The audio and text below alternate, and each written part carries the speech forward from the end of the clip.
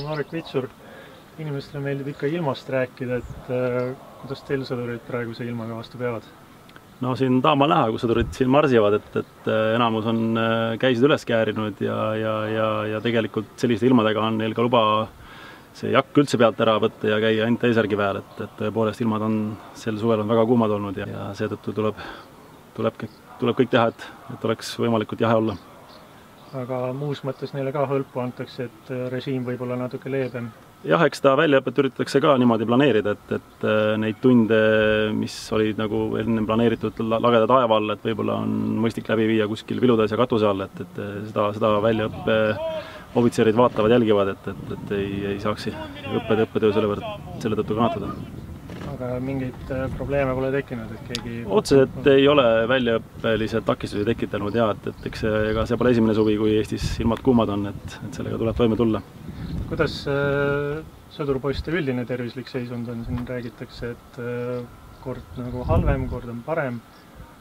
No sõdurite tervis on jah, et sellest on ajakirjandus varem juttu olnud, et kohati on see päris kehv ja inimesed ei vaja ära imestada, et kuidas on see niimoodi võimalik, aga mul on tunne, et ikka iga aastaga järjest paremaks läheb, et on inimesed ka rohkem hakanud oma tervise eest rohkem muretsema ja kui vaatad neid harrastusspordisarju, milles osaletakse ja seal arvud muudkui suurenevad, et see on nagu märk sellest, et inimesed on tervisest hoolima hakanud.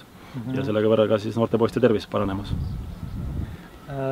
Täna toimub siin laulugamaale salvestus. Kuidas sõdurupoistel laulmisega lood on?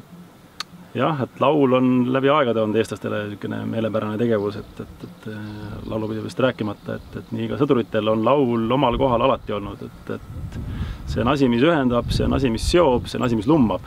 Et sõdurid igal üksusel on oma laul, mis alati ära õpitakse ja seda siis lauldakse erinevatel ajahetkedel, et kas see on siis mõned õppuselt või rännakult tulles võetakse laul üles, et näed, et kodu väeosa paistab juba ja viimased sammud minna raskest 50 kilomeetrist rännakust, et siis see veel annab nagu ekstra jõudu, et jõuda kiiremini koju, aga see on ka osa väljaõppest ja rivitrillist, kus siis nii-öelda rühmalaulu harjutatakse ja lauldakse ja koos liigutakse ühest paigast teise. Lai see repertuaar on?